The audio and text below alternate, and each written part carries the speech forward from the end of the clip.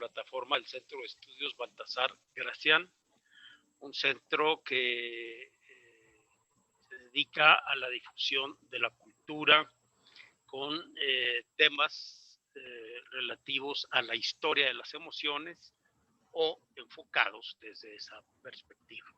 Mi nombre es Salvador Cárdenas Gutiérrez, yo soy abogado e historiador y director del Centro de Estudios Baltasar Gracián. Damos la bienvenida esta noche a Héctor López Bello, ¿no? Maestro y doctor en Derecho, especialista en hermenéutica, interpretación y argumentación e interpretación de pinturas y cuadros, lo cual está muy relacionado con su actividad de interpretación. Y el maestro Gildardo López, articulista, colaborador de varios noticieros, profesor de política y gobierno. Además, muy buenas noches. Políticas públicas. Y está en el control del Zoom y del Facebook Live por el que estamos transmitiendo también en este momento, nuestra compañera, nuestra imprescindible compañera Eunice Lázaro. Los invitamos a participar por medio del chat con preguntas, comentarios que se refieran a la materia que se expondrá hoy, que es la de Goya. Y antes de iniciar, quisiera presentarles brevísimamente los siguientes cursos para invitarlos a que se asomen en nuestro sitio, en nuestra página web, en www.bgracian.com. Empiezan la siguiente semana, 9, 16 y 23 de marzo, es un seminario que dará un servidor y el maestro Gildardo López sobre Maquiavelo y la lógica de la crueldad.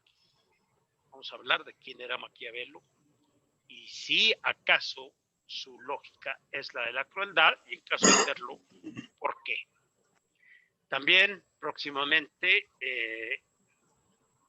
el día 8, 15 y 22 de marzo tendremos un seminario que impartirá nuestro invitado estelar del día de hoy, Héctor López Bello, y un servidor sobre Miguel Ángel de Buonarroti, el gran pintor de todos los tiempos. Hablaremos no solo de sus pinturas, sino de su vida, su mentalidad y el contexto en el que actuó y en el que se transformó en un gran genio, Miguel Ángel de Buonarroti, cosmovisión de un genio. Entonces estén atentos, empezamos la siguiente semana. Y también próximamente los días 11, 18 y 25 de marzo a las 19 horas, La Cristiada, un seminario sobre un tema de la persecución religiosa que hubo en México en los años 27, 26, desde antes, ¿verdad? 26, 27, 28, etc. En él expondrán Héctor de la Torre, que es el conductor y coordinador de este seminario, un servidor, Salvador Cárdenas, y Roberto López Vides, nuestro especialista en historia militar. Y con motivo de la cuaresma, pues Héctor López Bello, junto con un equipo de comentaristas estelares, sin meterme yo al comentario estelar, a la lista de los comentaristas estelares, tendremos la pasión en la música, en la pintura y en las artes, ¿verdad? Hablaremos, por tanto, de escultura, de contextos estéticos, etcétera, sobre la pasión. No se lo pierdan, 19 y 26 de marzo y 2 de abril a las 19 horas. También Isabel y Fernando, los Reyes Católicos. Esta es un seminario que daremos los días 17 y 24 de marzo, y en el que hablaremos, Gildardo y un servidor, hablaremos sobre Fernando e Isabel, ¿no? Los creadores del Estado moderno, del primer Estado moderno en Europa. Crisis existencial, una conferencia con entrada libre en el que tendremos tanto Gildardo como un servidor, como invitado especial al doctor Héctor de la Torre. El tema es existencialismo en la filosofía, el arte y la cultura.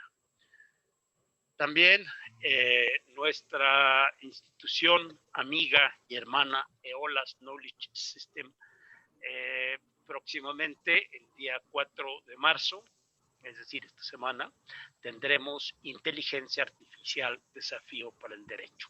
Nada más que esto no es del Centro de Estudios Baltasar Gracián, sino lo pueden ustedes consultar en www.eolaseducacion.com. Así es, gracias. Y bien, sin más, vamos a dar inicio a la charla de hoy, Museo del Prado. Hemos ya dado varias charlas sobre en esta serie, Museo del Prado, en el que hemos tratado de pasear por los pasillos del museo virtualmente, o más que virtualmente, a través de una amena charla que en forma de workshop o tertulia, pues nos permite visitar algunos cuadros. Concretamente hemos hablado aquí de Goya, del Greco, de Velázquez, y tuvimos un curso muy interesante que fue Historia de España a través de la pintura en el Museo del Prado. Todo dentro del Museo del Prado. Vamos a continuar todavía la serie porque nos han pedido la segunda parte del Greco, que está próxima ya a salir, digamos, la conferencia, a publicarse, porque estamos moviendo fechas y calendarios para poder darle lugar. Francisco de Goya y Lucientes era el nombre de este gran personaje. Un personaje interesante que nace en un pueblo muy, muy cercano a Zaragoza. Para los que no ubiquen bien, pues Zaragoza es la capital, digamos así, de la comunidad autónoma de Aragón. Es Aragón, tradicionalmente, pues es junto con Castilla los dos principales centros digamos, de poder en la historia de los siglos XVII y XVIII, que es de los que vamos a hablar. Vamos a hablar concretamente del XVIII y los inicios o albores del XIX. Nace entonces en 1746 en este pueblo que se llama Fuendetodos, muy cercano a unos cuantos kilómetros de Zaragoza. Estando en Zaragoza, pues se fue, participó en un concurso para poder irse a Roma. No salió ganador, digamos, en ese concurso. Eso le llevó a sentir cierta desilusión y finalmente pues se desterró de manera voluntaria a Burdeos, pero antes pasando, desde luego, y esa es la historia que vamos a contar, pasando muchos años por la ciudad de Madrid. Y finalmente sí estuvo en Roma, sí pasó un tiempo en Italia e incluso seguramente nos lo comentará Héctor López Bello, pues tiene algunas influencias de la pintura romana. Goya tuvo una vida que discurrió durante el reinado de 3 reyes borbones. Para los que no recuerden, pues quizá vale la pena también recordar que en España han gobernado en el mundo moderno, es decir, a partir del siglo XVI, 2 grandes dinastías o linajes, ¿no? Que son la familia de los Habsburgo, que van desde Felipe el Hermoso hasta Carlos II, el hechizado, que muere sin descendencia. Hasta ahí llegan los Borbones, es decir, hasta el año 1700, perdón, los Austrias, o también se llama Habsburgo o Austrias. Su forma de gobernar es distinta a la de los Borbones que vienen de Francia.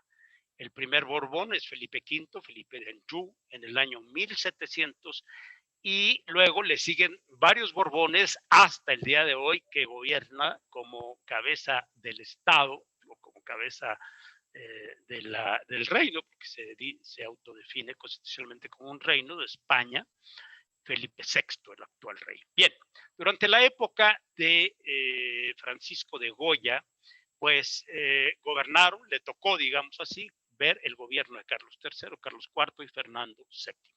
El primero de 1759 a 1788, el segundo hasta 1808, cuando viene el problema napoleónico, es decir, Napoleón invade España, se suscitan desde antes, se suscitan una serie de hechos de violencia de los que incluso Goya dará razón en alguno de sus cuadros. Fernando VII, de 1808, perdón, hasta 1808, no sé por qué hice hasta el 33.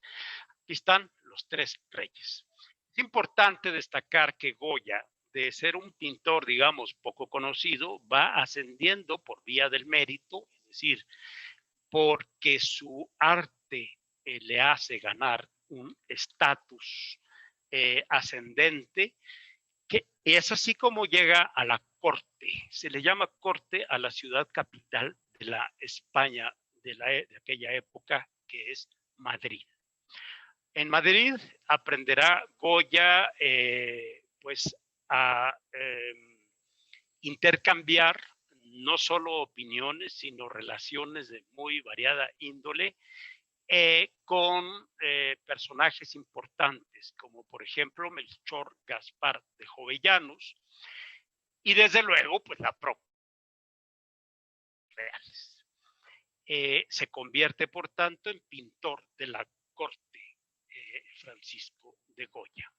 A los 47 años, un poquito más joven de lo que aparece en esta pintura, en este autorretrato, le aquejó una enfermedad, no se sabe cuál. O sea, algún médico me dijo que probablemente era meningitis, que le llevó prácticamente a perder la audición. Se quedó prácticamente sordo y esto le hace aislarse un poco del mundo, encerrarse sobre sí mismo y cambiar un poco el giro de sus pinturas. Pinturas en las que se refleja un Goya ensimismado, un Goya más metido en sí, pero a la vez más reflexivo, quizá. Dice Enrique Valdearcos, el mismo hombre que hacía resplandecer la carne de la maja desnuda con la sensualidad del deseo, se convierte al final de su vida en el patriota fiero de los fusilamientos del 3 de mayo o en el solitario encantado de la Quinta del Sordo, rodeado de monstruos y aquelarres. Justo hablábamos ayer o estos días, Héctor López Bello y yo, acerca de esta última parte de la vida de Goya en la que pinta o que podríamos calificar incluso como de tenebrosos, cuadros oscuros, cuadros en los que se refleja un Goya atormentado. Y se nos ocurrió que dejaríamos esa, aunque la mencionaremos en esta ocasión, dejaríamos para otra sesión posterior hablar de esa etapa de la vida de Goya en la que se da un giro, como bien dice Valdearcos, en la que se da un giro hacia un mundo más oscuro, rodeado de monstruos y aquelarres de brujas. La recogió en el Museo del Prado de modo muy interesante. ¿Qué estilo podríamos decir que tiene Goya?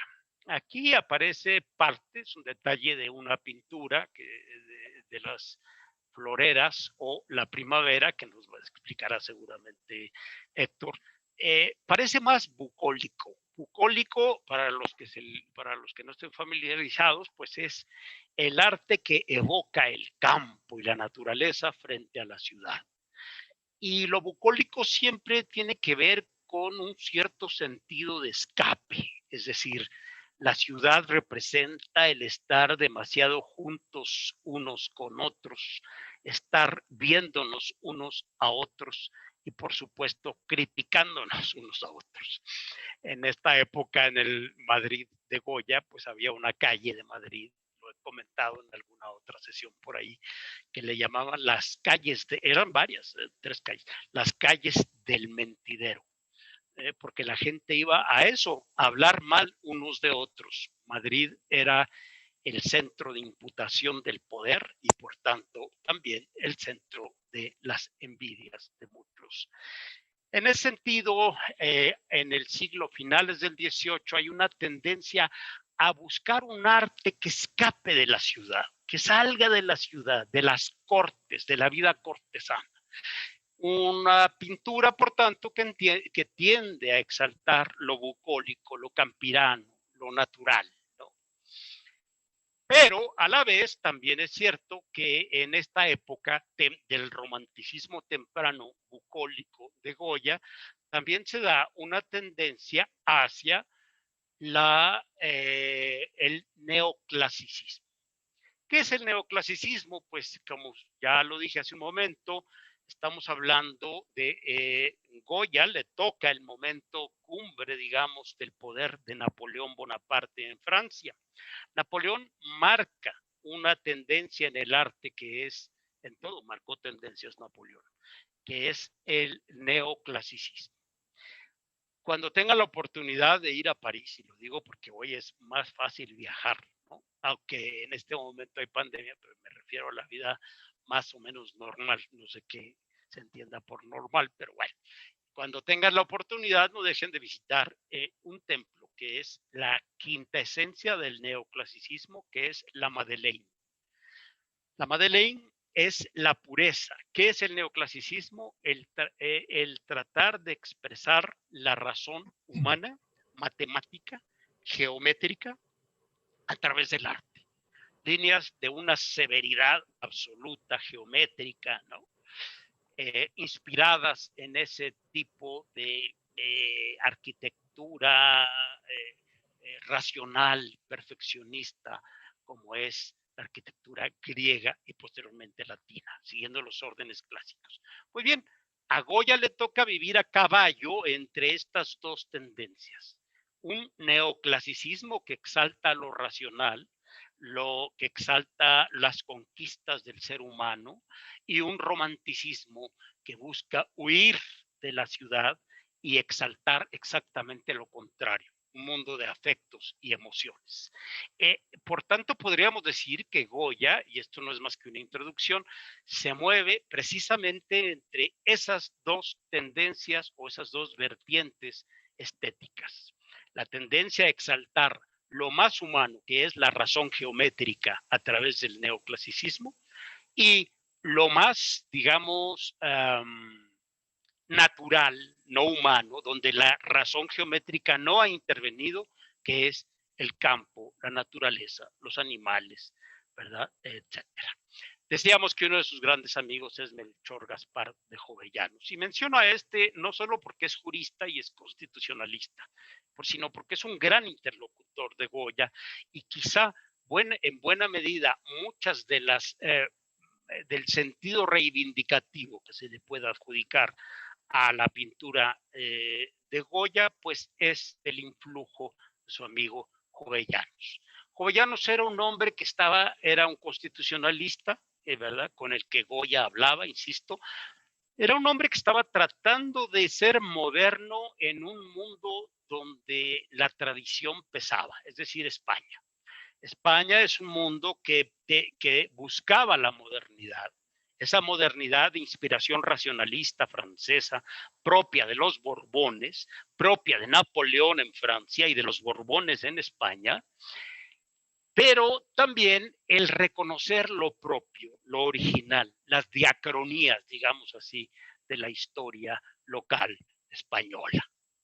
Y bien, yo ahí con eso daría una introducción y iremos comentando eventualmente tanto el maestro Gildardo López y un servidor la presentación que nos hará a continuación de contenidos temáticos de algunos de los cuadros de Goya. A ver si nos compartes tu Claro pantalla, que sí, Héctor. gracias, doctor Salvador Cárdenas, gracias nuevamente por la invitación al Centro de Estudios Baltasar Gracián. Es un gusto compartir con todos ustedes nuevamente estas tertulias que nos traen aquí a colación para hablar no solamente sobre un autor o un pintor en concreto, sino para hablar de todo el contexto. Quienes nos han hecho favor de acompañarnos en las anteriores tertulias, esta me parece que es la sexta, séptima que hablamos de pintura y arte, la característica que abordamos es no hablar de la técnica pictórica como tal, sino del contexto que envuelve a las pinturas, lo que hace que la pintura cobre vida. Y justo esto es lo que vamos a hacer nuevamente aquí, seleccionando algunos temas de Goya. Ya lo decía ahorita el doctor Salvador Cárdenas. Seguramente no nos va a dar tiempo para abordar todos los temas. Goya da para muchas sesiones. Si ustedes han tenido la oportunidad de estar en el Museo del Prado en Madrid, prácticamente son 4 salas y en 2 niveles donde se exhibe la mitad del catálogo que tienen en el Museo del Prado de Goya.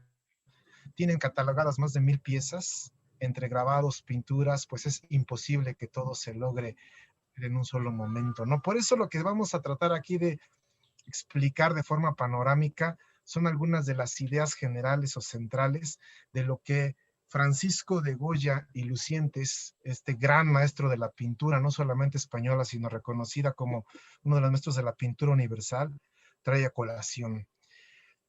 Y vamos a trasladarnos un poco en el tiempo. Ya ven que aquí nos gusta mucho viajar en el tiempo y vámonos más o menos por ahí del año, discúlpenme, vámonos a finales del siglo XVIII, discúlpenme, siglo XVIII, y nos trasladamos a las orillas del río Ebro, a una de las 2 catedrales basílicas más importantes de toda España.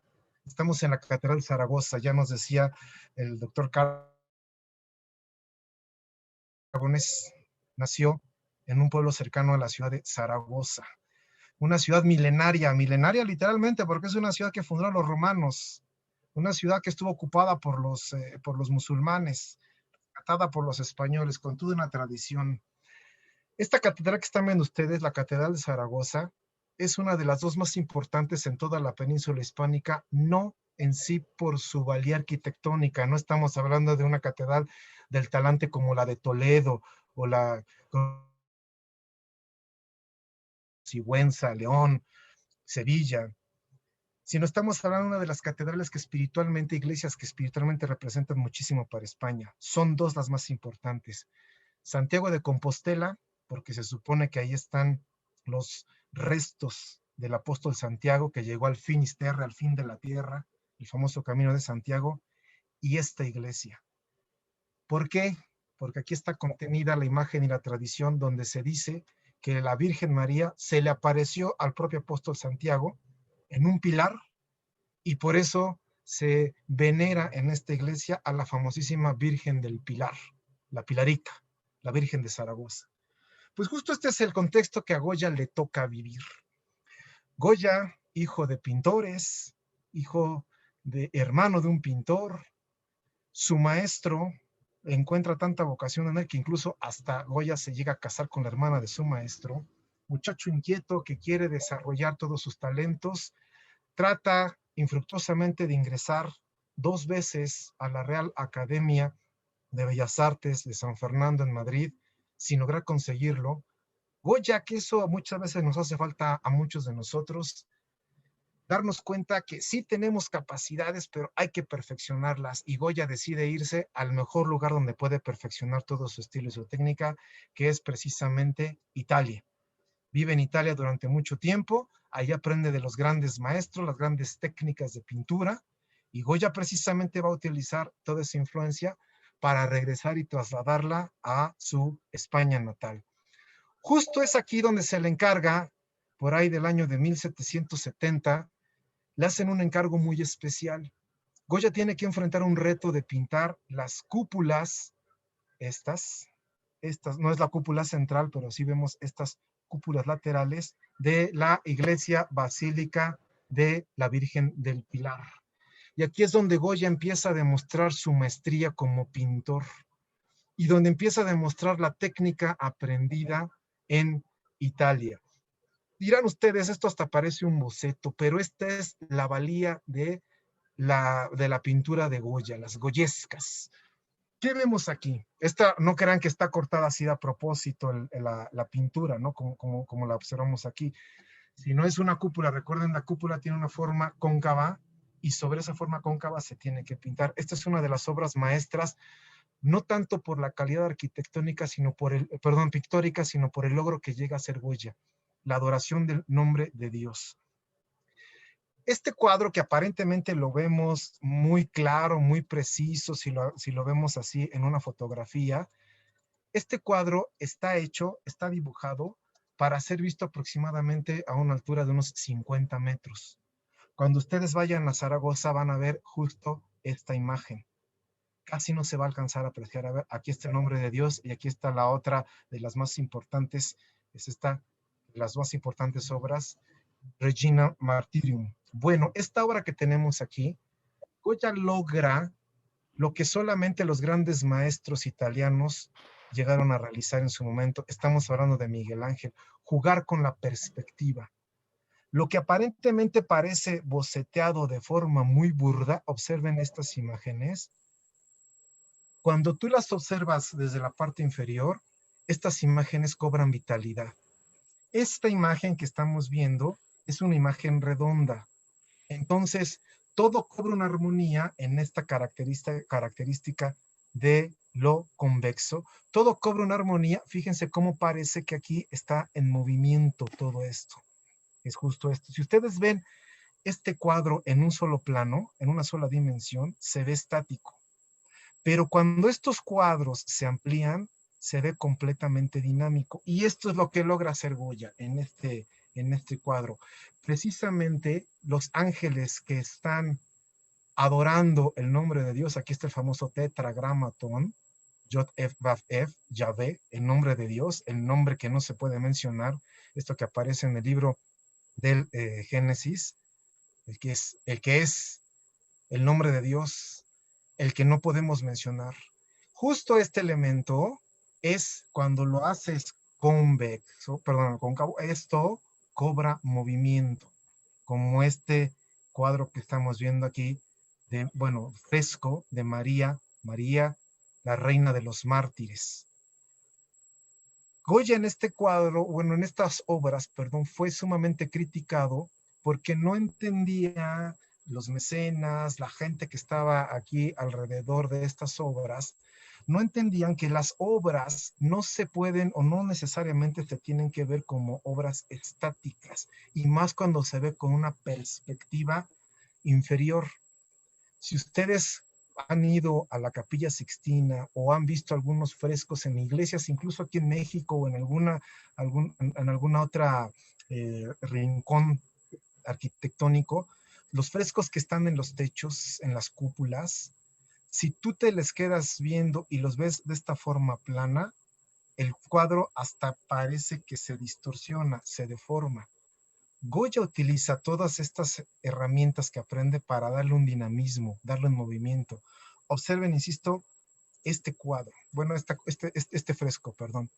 Parece que todas las imágenes se están moviendo, están girando en torno a la armonía arquitectónica que precisamente ubicamos en este elemento arquitectónico que son las cúpulas.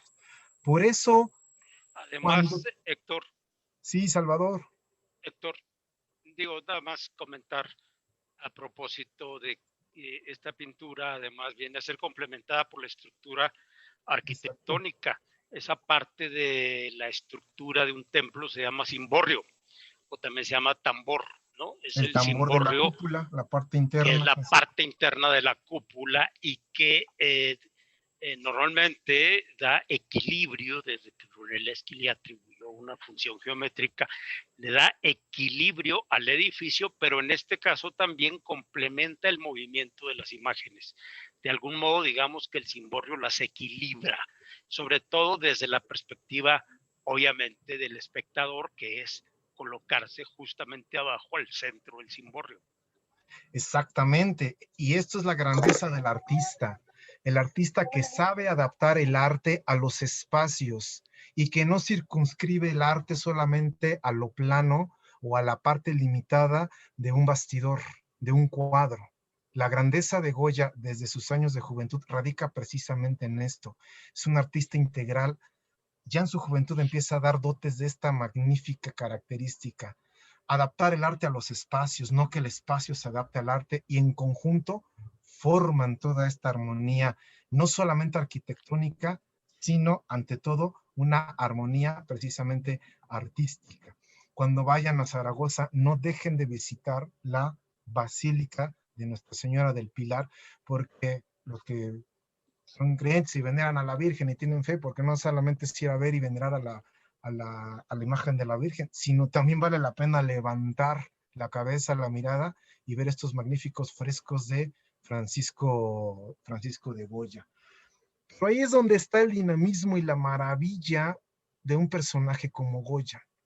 Nos comentaba hace un momento el doctor Cárdenas que Goya empieza ya a darse a conocer precisamente como un gran pintor de frescos, porque no fue el único encargo que tuvo para pintar frescos en Zaragoza.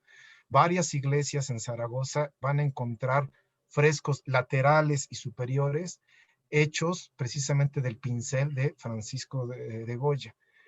Cuando Goya se traslada a Madrid y empieza a formar parte de la corte, primero es contratado para hacer una serie de cuadros, de dibujos, que se convertirán en tapices. Recuerden que una de las características de las cortes es que a veces son itinerantes, son cambiantes, y esa costumbre se siguió llevando incluso hasta con los Borbones tardíos, Carlos III, Carlos IV. Las cortes iban moviéndose de un lado a otro, entonces no podían trasladar todas las obras, los cuadros, por su misma rigidez. ¿Qué es lo que hacían? Los cuadros los convertían en tapices. Esos se pueden doblar, se pueden enrollar, se pueden trasladar en las caravanas y se pueden colocar ahí donde su majestad esté sentado. Goya, precisamente, sus primeros trabajos en Madrid los comienza a realizar como bocetos que se convertirán posteriormente en tapices. No se conservan todos los tapices, pero afortunadamente la mayoría de los trabajos que Goya realizó para esos tapices se conservan y pueden ser admirados en el Museo del Prado. Este es un tema súper interesante que Goya nos regala en lo que se conoce como la famosa serie madrileña para los tapices. Justo lo decía hace rato el doctor Cárdenas. Muchos de los motivos que se utilizaron para los tapices reales de las cortes españolas fueron motivos históricos o motivos mitológicos. Se hacía referencia a temas más del pasado, temas más, si lo queremos ver así, renacentistas. Pero Goya lo que hace, se convierte en un pintor testimonial, cosa que pocos pintores de la época lo llegan a hacer. Goya refleja en sus obras, que se convertirán posteriormente en tapices, pero nos vamos a centrar ahorita en la obra pictórica, una Madrid, una ciudad de Madrid, una sociedad, un conjunto de personas retratadas en las costumbres habituales. Y vuelvo a utilizar esta palabra que hace rato mencionó el doctor Cárdenas, bucólico. Salir de la rigidez del palacio, del entorno real, y trasladar la escena, la atención del espectador. Y recuerden quién era el espectador de esos tapices, no era la gente común y corriente, era la corte, era la aristocracia, eran los que tenían acceso al rey. Es decir, la costumbre, lo de afuera, el campo, la alegría, la fantasía, trasladarla, intronizarla a la corte. Por eso Goya se convierte, y es la característica esencial de este gran pintor en esta serie de cuadros madrileños. Es un pintor testimonial. Sus obras dan precisamente testimonio de lo que está ocurriendo en la calle, del día a día, de la vida cotidiana del Madrid de finales del siglo XVIII a la transición del siglo XIX.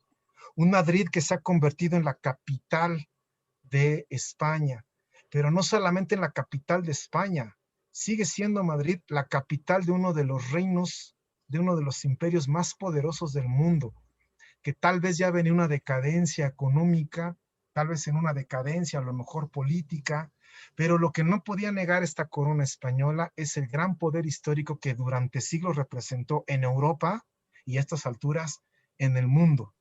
Madrid, la capital del Imperio Español, hasta el siglo XIX, también representaba la capital de donde hoy estamos nosotros viviendo, la sede política de lo que antes de que existiese México como país independiente, nosotros, Nueva España, estaba precisamente en Madrid.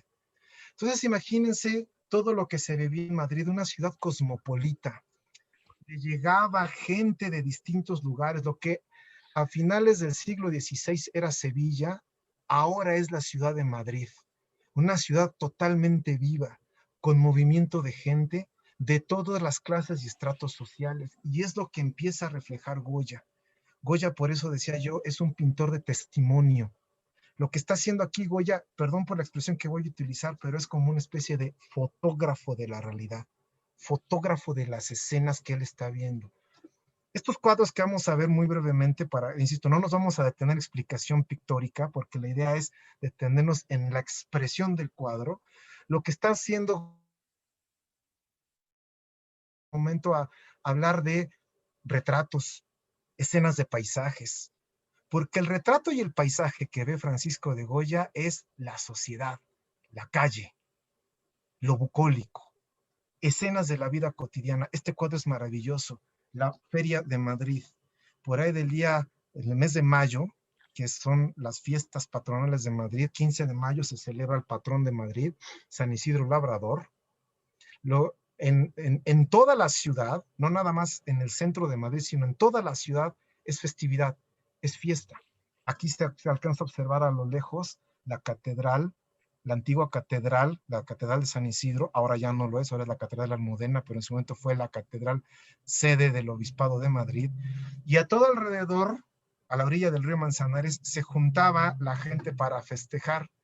La feria se convirtió en el motivo de encuentro de la gente. La ermita de San Isidro, que está a las afueras de lo que ahora sería más o menos a la altura de la actual catedral de la Almudena, en las orillas del río, del río Manzanares, se reunía la gente para convivir, para charlar, para platicar. Y fíjense qué es lo que está aquí reflejando Goya. No son cuadros estáticos, está reflejando el dinamismo de la sociedad. Una sociedad de transición, una sociedad de cambios, una sociedad que está representada, sí, por una aristocracia, pero también está representada, como en este cuadro que estamos viendo, por la gente común y corriente.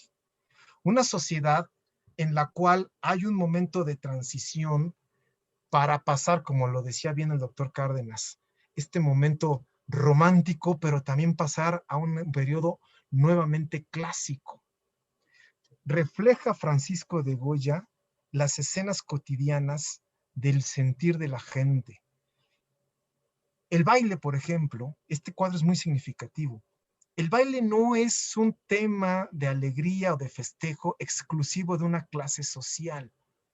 Todas las personas nos gusta la integración y la interacción. Todos bailamos. Tal vez ahora porque dicen, bueno, el baile ya es típico de decir, pues es que eso lo hacen en los 15 años, en las fiestas cuando cierran las calles, ¿no? Y es muy de escuchar la banda y la cumbia, ¿no?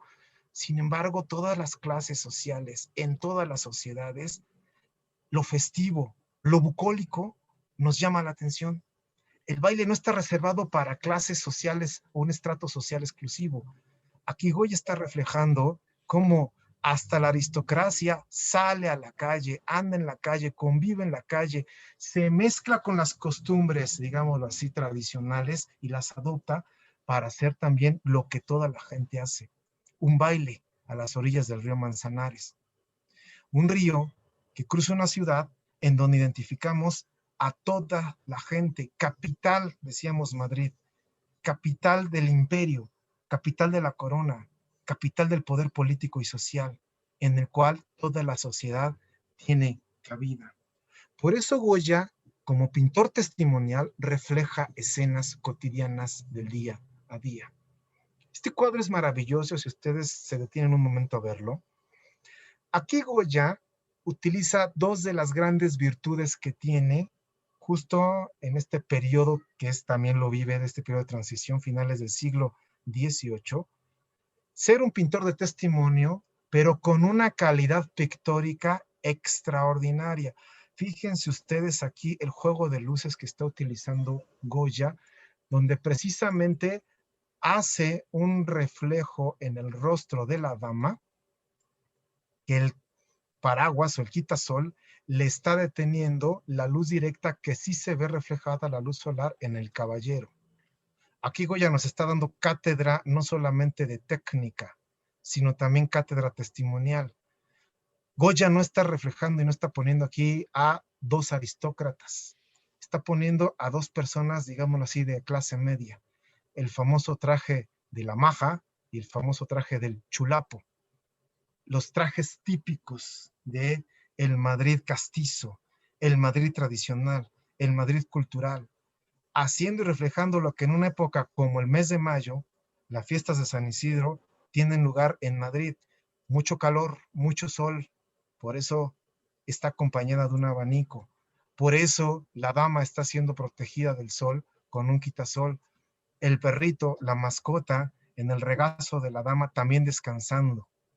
Este cuadro es muy característico de Goya, porque podemos identificar en una sola escena dinamismo. Vean, aquí este cuadro refleja un árbol en movimiento.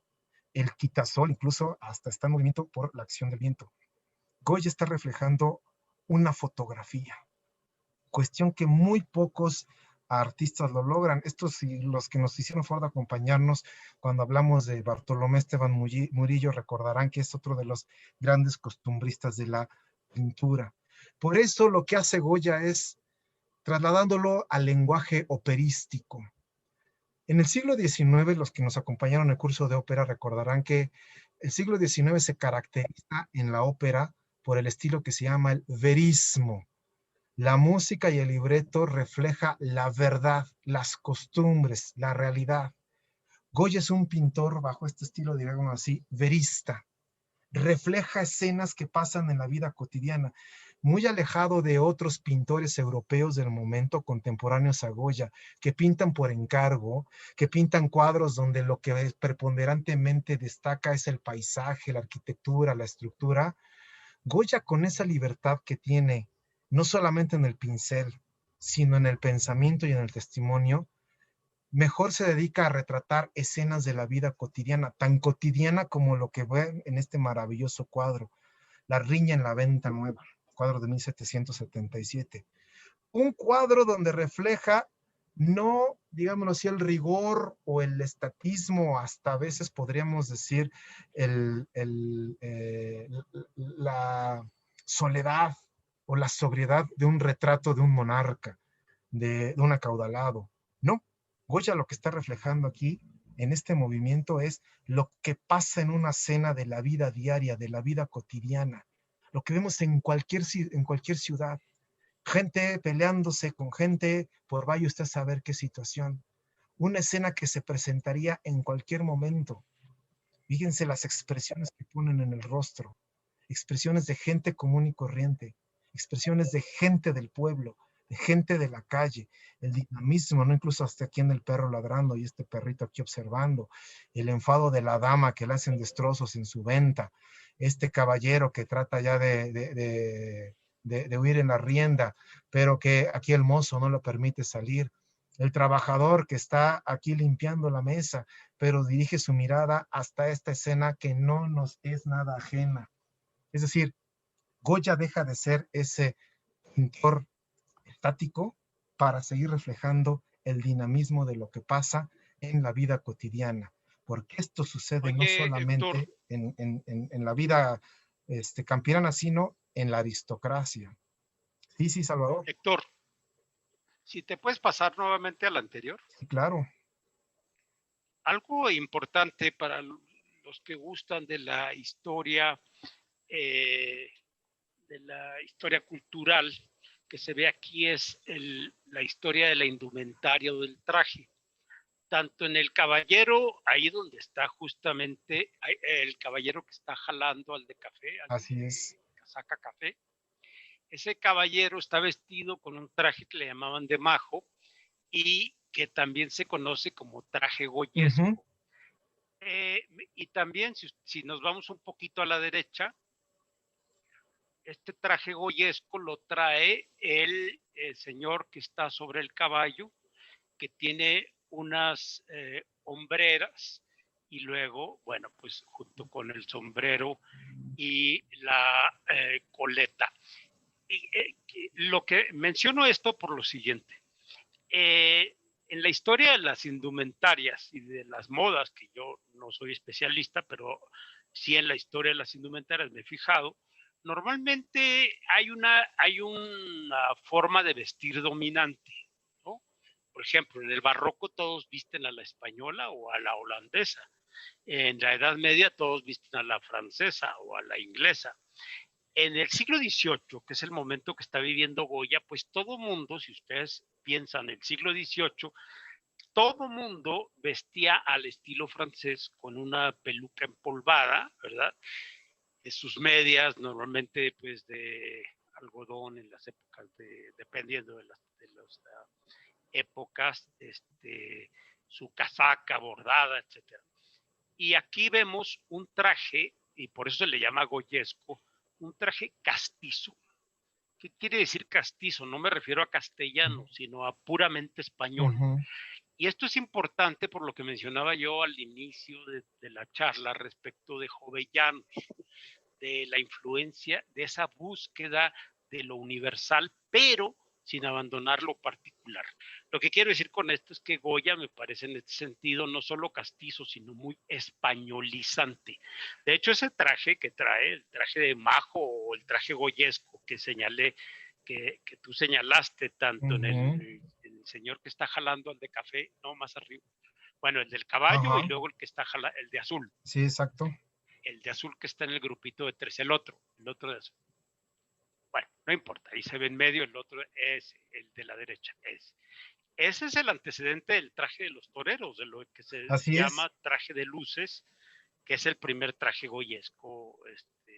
Y se le llama goyesco precisamente porque lo expresa Goya para expresar dentro de la tendencia generalizada a lo ilustrado francés, lo propio, lo telúrico, vamos a decir así, lo que es propio de la tierra, y lo propio de la tierra, de ese bucolismo castizo, pues es lo español. Eso es muy importante porque hay de algún modo en este detalle un cierto o incipiente nacionalismo, Claro.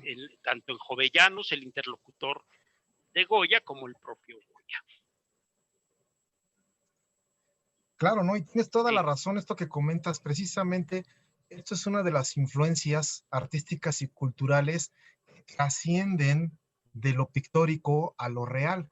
A quien les gusta la fiesta brava, el arte de la tauromaquia, esto da mucho debate. Yo considero que sí es un arte por todo lo que envuelve. Una de las representaciones artísticas de la fiesta brava es precisamente el traje de luces. Si ustedes se van a los testimonios pictóricos de las fiestas de toros antes del siglo XIX, finales del siglo XVIII, principios del siglo XIX, no van a encontrar esta vestimenta. Precisamente esto es influencia mucho de lo que Goya refleja, que insisto, es reflejo de la sociedad, es reflejo de la vida real, es trasladar la escena a la vida real. Por eso la fiesta brava es la vida representada ahí, la pugna entre la vida y la muerte, entre lo estático y el movimiento. A propósito de lo que estás diciendo, aprovecho, perdón, hago un paréntesis para que puedas tomar aire y agua. Tenemos próximamente una tertulia que se denomina justamente tauromaquia, polémico en torno a una tradición, en el que hemos invitado a un gran taurófilo y a una persona crítica de la tauromaquia en pro de la defensa de los animales. En fin, pie de página, sí, claro, ¿no? Cierra y volvemos al texto. Y ahí es donde Goya sigue vivo. O sea, cada que van a la fiesta de toros todos los domingos, claro, a la Plaza México, a la Plaza de Toros, ahí están viendo un cuadro de Goya también en movimiento, ¿no? Como decía, el traje, justo aquí hay otros ejemplos, los trajes, fíjense, esto no es un torero, aquí no están en la fiesta de toros, esto es un traje de la usanza de la gente aristócrata, pudiente, pero que también se va reflejando paulatinamente y se va imitando en la gente del pueblo, en la gente de la sociedad. Este maravilloso cuadro representa uno de los típicos juegos que también tal vez nosotros jugábamos de niños, pero que la aristocracia en aquel momento le gustaba mucho jugar. No había maratón, no había el uno, no había estos juegos de mesa, la gallinita ciega, ¿no? en el cual pues una persona alrededor de ella danzaban para que identificara al personaje oculto. O esto que es lo que ilustra nuestro cartel de este curso, el pelele, jugar con un muñeco de trapo, aventarlo como si fuese un niño hasta ver a quién se le caía y quién lo cachaba. Pero volvemos a esta parte interesante de Goya. Es un fotógrafo de la sociedad, es un fotógrafo de la vida diaria, de la vida cotidiana, en costumbres, en personas, en vestimenta, en escenarios, en situaciones reales. Ahí está la grandeza de este Goya en el momento de su esplendor madrileño, en el momento de su esplendor como retratista de la realidad. Pero Goya, como todos los pintores, no es un artista que se haya hecho de forma autodidacta. Varios artistas puedes identificar influencias indirectas de pensamiento, de estilos, de elementos que se reflejan en su propia obra. Pero pocos artistas, como en el caso de Goya, encontramos una influencia absolutamente directa de otros artistas que él toma como suyos. Pero fíjense aquí lo interesante, Goya no se fusila estilos. Goya lo que hace es tomar ese elemento artístico para incorporarlo a su propio elemento y crear un arte propio. Por eso vamos a ver rápidamente algunas de las más importantes influencias artísticas en la obra de Goya. No nos vamos a detener en todas porque yo por lo menos he identificado como unas 15 obras directamente relacionadas con otros cuadros, pero aquí solamente vamos a hablar de 3. Por eso le denominamos estética comparada. Hay una estética goyesca, pero esa estética es propia, es única, gracias a que tiene una influencia estética de otro artista, de otro autor. Es quizá el cuadro más importante, y no por la calidad artística, sino por lo que representa este cuadro. En el año de 1780, Goya se vuelve a presentar ante la Real Academia de Bellas Artes de San Fernando en Madrid, la más importante academia de artes en España. Pero ahora Goya ya no va a entrar como estudiante, aspira a convertirse en un académico. Para entrar como académico necesitábamos o necesitaban en aquel entonces presentar una obra propia, una obra que demostrara tu calidad artística con una calidad tal que merecieras un sitial en esa academia. Este cuadro es tan importante porque este es justamente el cuadro que Goya presenta en la Real Academia de Bellas Artes de San Fernando en Madrid en el año de 1780. Vean ustedes. Oye, Héctor, están Sí, preguntando aquí Salvador. en el chat, perdón que te Sí, interrumpa, están preguntando en el chat sí, adelante. ¿a qué te refieres con la palabra estética cuando la usas para hablar de estética comparada? Ajá. Podríamos haberlo leído hasta el final, pero creo que para aclarar es buena pregunta. Sí, claro, no, desde luego. Muchas gracias por la pregunta, ¿no? Cuando hablamos de estética comparada, vamos a ver por qué la estética de Goya, o sea, su sentido estético, la belleza, recuerden, la estética es esta parte de la filosofía que estudia lo bello, lo agradable, lo que causa placer a los sentidos. Esto que es la belleza de la obra de Goya es producto también de la belleza, el arte, la estética de otro artista, pero que Goya la traslada para hacer su propia obra. Por eso vamos a hacer este comparativo de la fuente de inspiración de Goya, pero que Goya lo hace propio. Por eso le denomino aquí estética comparada. La belleza, yo sé que es una cuestión a lo mejor demasiado temeraria de decir eso, ¿no? La belleza no se puede comparar. Pocos temas dan tanto debate como qué es lo bello, qué es el arte, ¿no? Nos daría para otra gran tertulia, ¿no? Pero aquí creo que coincidimos todos, que aquí estamos viendo realmente belleza, arte, como lo que vemos aquí. ¿Ustedes creen que los académicos, cuando les tocaba calificar los cuadros, no sabían o no identificaban cuál era la fuente de este cuadro? Definitivamente Goya se inspiró en otro de los más grandes pintores de la historia, de cual ya también platicamos hace casi 3 meses, de Diego Velázquez, este magnífico cuadro de Cristo crucificado. Fíjense cómo sigue más o menos hasta los mismos elementos de dimensión, los mismos colores, prácticamente la misma exposición. Es decir, esta influencia se ve de manera inmediata en la obra de Goya, pero Goya logra crear un cuadro propio, un cuadro que refleja un momento específico. El cuadro de Velázquez es un Cristo ya muerto, languidecente. Aquí Cristo ya murió, el hombre está muerto, mas no así el Señor, el Mesías. Por eso está iluminado, gacha, con la cabeza abajo, mas no así el Mesías, que el Mesías está vivo, por eso tiene la aureola. Vean hasta el color pálido de la piel. Goya toma esta idea para reflejar su propia idea. Esto es un instante previo a, aquí está el famoso momento que narra el Evangelio. Dios mío, ¿por qué me has abandonado? El hombre está vivo. Jesús hombre está vivo, está en sus momentos padeciendo, languidecente, sufriente. Todavía no muere, pero ahí está. Esto es lo que se dieron cuenta los académicos. Algo que aparentemente ya existía merece una nueva interpretación para convertirse en algo, si no nuevo, sí novedoso. Una interpretación novedosa de lo que ya tenemos.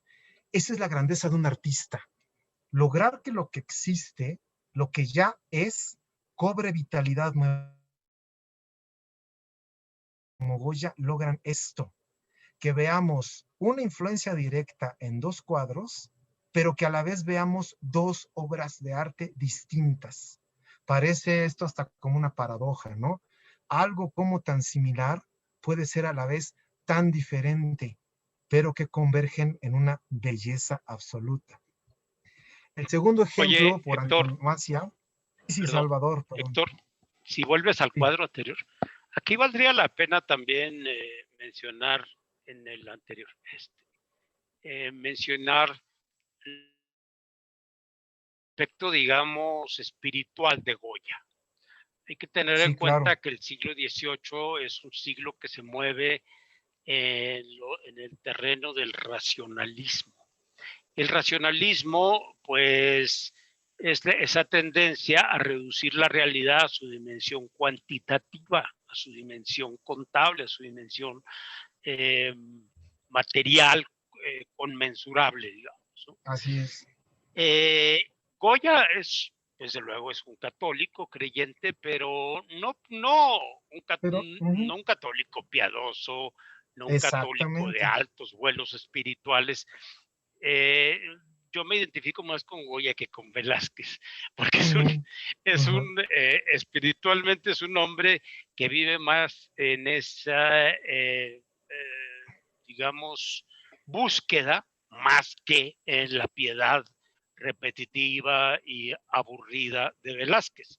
Así Este es, Goya así es es. un Goya que está buscando, es un Goya, por eso me gusta que el Cristo está vivo y vaya el momento Sí, en sí, el que sí. lo representa, como dices tú, Exactamente, ¿no? sí, sí, Cuando sí. repite aquellas palabras, Eli lama sabactani, Ajá. ¿no? O sea, hijos, Sí, sí, sí, sí. El es un abandono, ¿no? momento muy, el abandono y es un momento que creo que expresa ese espíritu de Goya, que es mucho menos pretencioso y en este sentido que el cuadro de Velázquez. Pero en Tú fin, lo es dices cuestión de claramente, ¿no? opiniones y puntos. Claro, para entender una obra también hay que ponernos en la mente del artista. Adelantamos que eso es lo que vamos a hablar Sí, en el curso de Miguel Ángel. No vamos a hacer tampoco un desarrollo estético de su obra, sino vamos a ponernos en la mente del artista para entender por qué pinta esto. A diferencia, como tú lo dices, de pintores anteriores, Goya no es un pintor piadoso. De hecho, en el catálogo de obras de Goya no es ni siquiera el 20% de obras de carácter religioso. La mayoría son obras costumbristas. Cosa distinta que pasa con pintores como y la Velázquez, como latosa Murillo. Inquisición, y Exactamente, la ¿no? latosa Inquisición, que era como la KGB de España, ¿no? Ujú. Que siempre estaba dando lata y metiéndose en lo que no le importaba, En donde no pues tenía. incluso también fustigó a Goya, ¿no? Sí, No exacto. por impío en el caso de la maja desnuda, ¿no? Le pareció Exactamente. demasiado Ajá. erótico al inquisidor, ¿no? Quién sabe Exacto, qué ¿no? Porque pensamientos es traería el inquisidor. escandaloso para aquel momento, hasta ven, incluso aquí las formas son más cuidadas, más hasta erotizadas, podríamos decir. Goya tiene una Sí, influencia más racionalista, justo humana. tú lo acabas de decir. Goya incluso por eso se fue a vivir a Burdeos, porque Goya era más afrancesado y comulgaba con las ideas racionalistas. Por eso aquí Goya no está representando solamente al Mesías, aquí pone énfasis en el hombre, Jesús hombre, el Jesús histórico. Velázquez pinta el Cristo de la fe, el Jesucristo El Cristo redentor, el teológico. El teológico. cuadro de Velázquez es más teológico. Exactamente, y aquí estamos viendo algo más racionalista. Aquí estamos viendo justo siglo XVII español, pensamiento inmediato de la contrarreforma. Aquí estamos viendo el racionalismo puro ilustrado, afrancesado, del siglo XVIII, que tuvo influencias hasta en el pensamiento español, ¿no? Por eso Goya se Sería identificaba tanto con interesante, los yo no sé si franceses. sería posible, Héctor, que no sé si sea técnicamente posible que te aproximaras al rostro Sí, del claro. Cristo de Velázquez. Observen el Cristo de Velázquez, aquí. Perdón, yo Justamente le voy a decía decir. yo, un hombre que ya ha pasado, ya está muerto, los ojos cerrados, la cabeza agacha, la sangre cayendo, fluyendo, pero está el Todo está halo divino. consumado. Todo aquí sí, En ese consumatum cuadro, est, todo está consumado. exactamente, Con las pero en el palabras Goya del no, Evangelio también lo estoy. claro.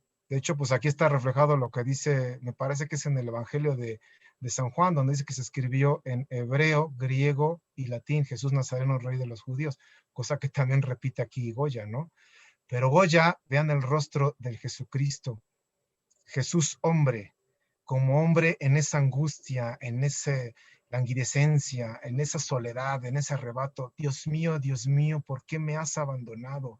Todavía no muere, el hombre está vivo. Es decir, aquí estamos viendo al hombre, aquí estamos viendo al Mesías, aquí estamos viendo la fe, aquí estamos viendo la razón. Esto es lo padre de autores como Yo Goya. personalmente creo, Héctor, estoy de acuerdo Ujú. contigo que es la razón, pero también creo que es la emoción. O sea, La emoción, desde me luego, parece ¿no? mucho más emocionante y Sí, sí, libre el sí. cuadro de Goya Ujú. que el asfixiante Velázquez. Aquí En estamos este escuchando cuadro es hasta el grito, asfixiante. ¿no? Ajá. Ah, Aquí claro, no oímos nada. exactamente. Aquí escuchamos el grito, aquí está se ve, ¿no? Sí, sí, sí. Cristo hablando hacia el cielo, y aquí ya Eso el es. hombre languidecido. Ya el hombre no tiene nada que decir. El Es que hombre dejó de este existir. es como un texto hecho pintura y el otro Exactamente. es un texto más la emoción del que interpreta y lee el texto, ¿no? El texto Desde vivo. luego, ¿no? Ojo, aclaramos aquí a nuestro amable auditorio, esta es interpretación personal, ¿no? Pero yo creo que me pongo en Ah, el bueno, papel sí. del académico de la Real Academia de Bellas Artes del año de 1780 y es lo que vio. Tan es así que por unanimidad se le concedió el sitial como académico. No hubo ningún voto en contra. Todos, obviamente, todos sabían que esto era Velázquez, pero como lo estamos ahora explicando, se logra hacer un cuadro único, un cuadro propio. ¿Cómo vamos a verlo? En este otro cuadro, famosísimos los dos. Cuadros que por sí mismos tienen una identidad propia, pero es un cuadro que dimana uno del otro. El famoso retrato de la familia del rey Carlos IV. Está Carlos IV con su esposa, sus hijos, su yerno, el futuro rey Fernando VII. Y vean lo que está haciendo aquí Goya. También está tomando una escena de la familia real, tal cual la representó en 1656 Diego Velázquez en el Palacio Real, retratando a la infanta Margarita y al rey Felipe IV con la impresa, con la reina Margarita. Un autorretrato de Velázquez, un autorretrato de Goya.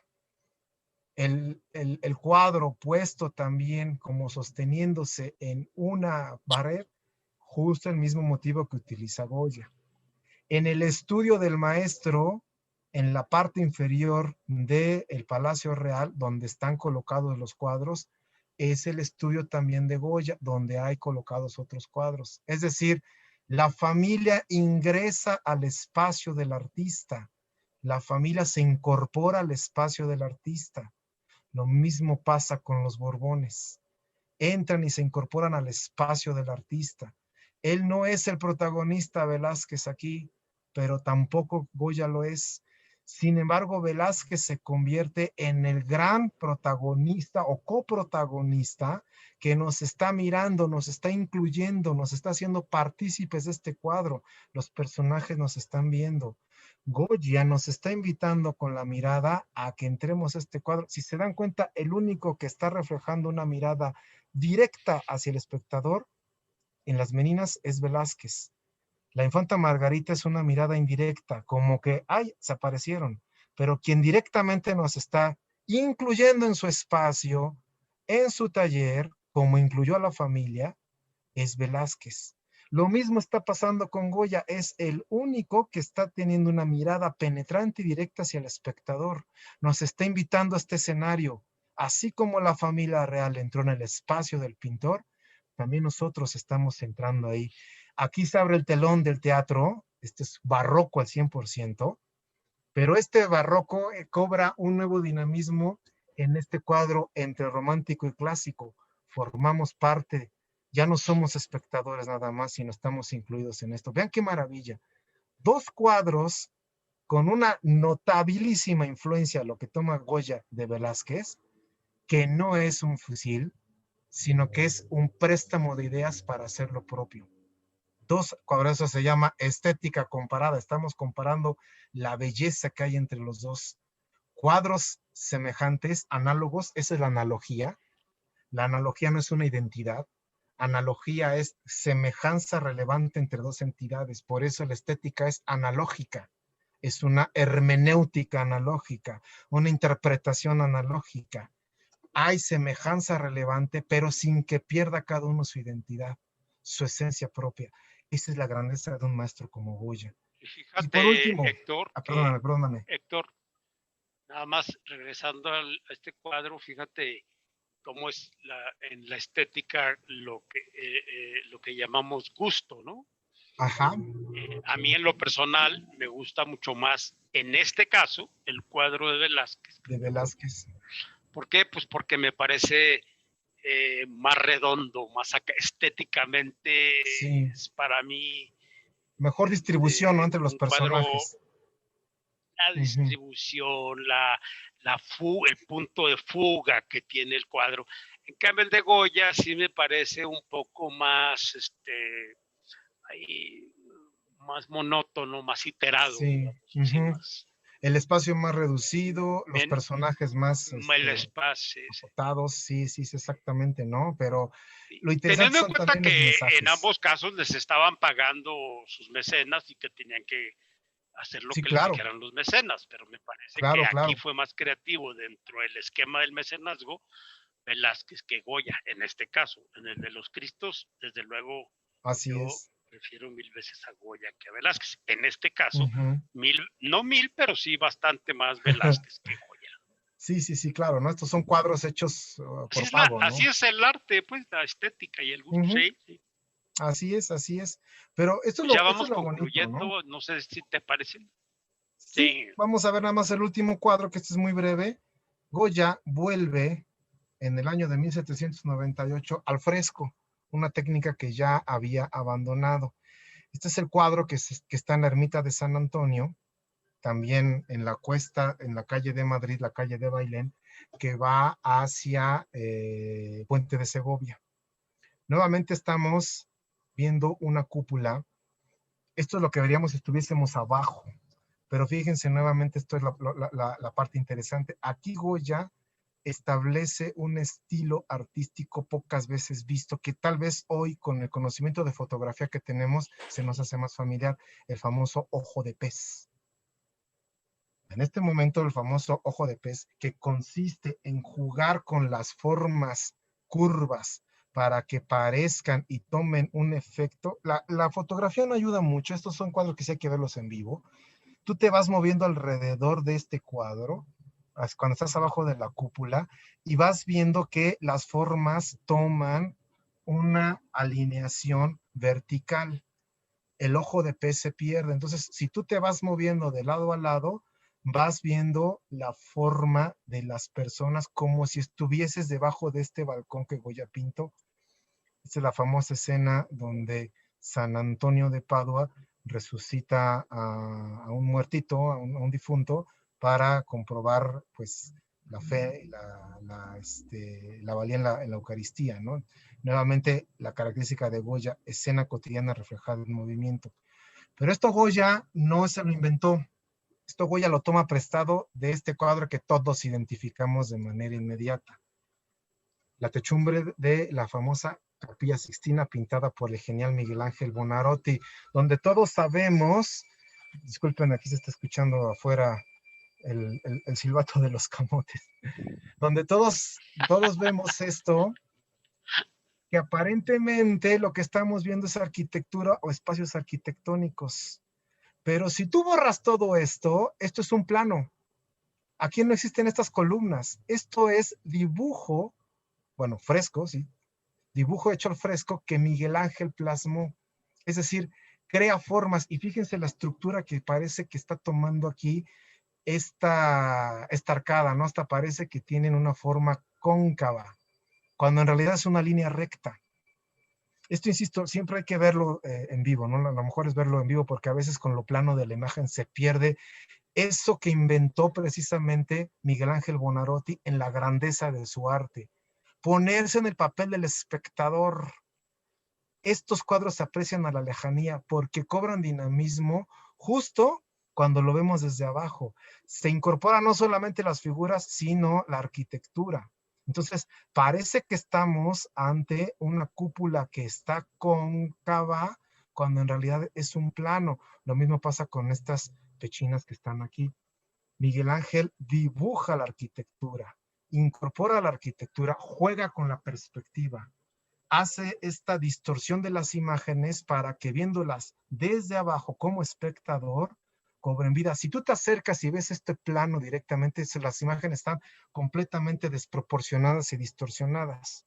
Pero cuando tú los ves a la lejanía, cobran justamente un carácter estético. Es lo mismo que hizo en este cuadro Francisco de Goya. Juega con esas perspectivas. El ojo de pez se convierte en un elemento estático. Por eso nuevamente vemos aquí otra influencia importante que aprendió de la técnica del fresco de Miguel Ángel y la aplica para un último fresco. Ya no nos va a dar tiempo, esto lo vamos a ver porque justo cuando adelantábamos el tema que vamos a platicar en otra sesión, ya viene la parte trágica y melancólica de Goya. Este Goya que pierde el colorido de los cuadros que hemos visto, que pierde el movimiento, que pierde el dinamismo y opta por lo estático, por lo oscuro, por lo triste, por lo melancólico. Y todo esto comienza con sus series que se llama Los desastres de la guerra, ¿no? Goya se convierte, lo vamos a ver en la siguiente charla, como una especie de reportero de guerra. Narra los desastres que ve en la guerra de intervención francesa del año de 1808 en España, primordialmente en Madrid, para convertirse en un pintor testimonial.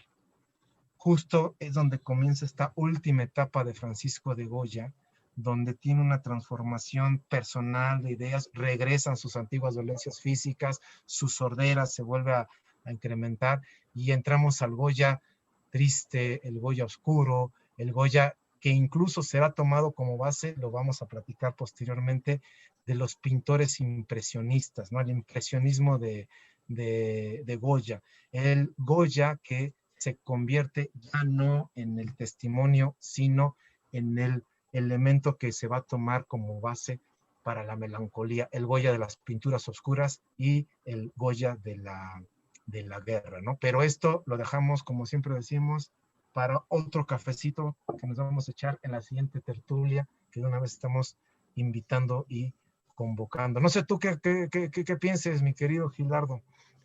Pues Goya es un artista que vive momentos históricos muy impactantes, muy trascendentes.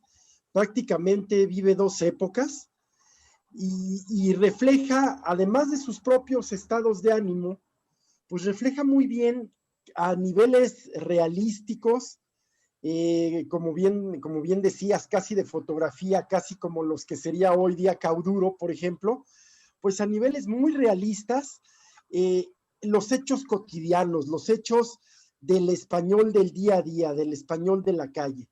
y Sí, va, claro. va reflejando al tiempo que esta evolución histórica muy, muy fielmente, pues también los propios cambios que en su alma, que en su espíritu van causando estos cambios históricos.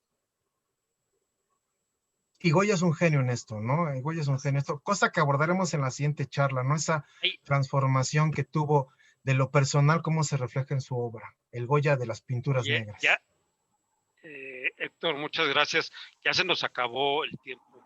Nada más quería comentar que en este último fresco de Goya hay un pintor que tiene obra en México muy importante, que es Rafael Jimeno y Planes, que lo pueden ustedes ver en el Palacio de Minería, entre otros lugares. Parecido. Hay nada más una pregunta o dos, nada más que les queremos decir que muy rápido porque ya nos pasamos de tiempo, nos quedan 3-4 minutitos. ¿Alguien quería preguntar? Bueno, hay algunas preguntas. Álvaro Donoso. Pero alguien tenía levantada la mano, dice Moro Velázquez Gimeno. Muy No bien. sé si lo puedan, Sí, está, si lo permítame puedan habilitarlo, activar sí. el micrófono. Esta. Apunta. M-O-R-O 11, Velázquez. 18, 25 de marzo. 11. No, No, creo que no se oye. es el primero, Eunice. Sí. No se oye. Pero tiene el micrófono Pero apagado. tiene el micrófono apagado, Moro, Sí. Se lo Moro estamos Velázquez. pidiendo que lo abra, pero Bueno, sí. pues entonces, yo creo que ya no hay tiempo de No. más. No podemos pasarnos del tiempo. Es un compromiso que tenemos con el público y con nosotros. Muchísimas gracias, Héctor, como siempre. Gracias, muy al contrario. claro, muy ameno.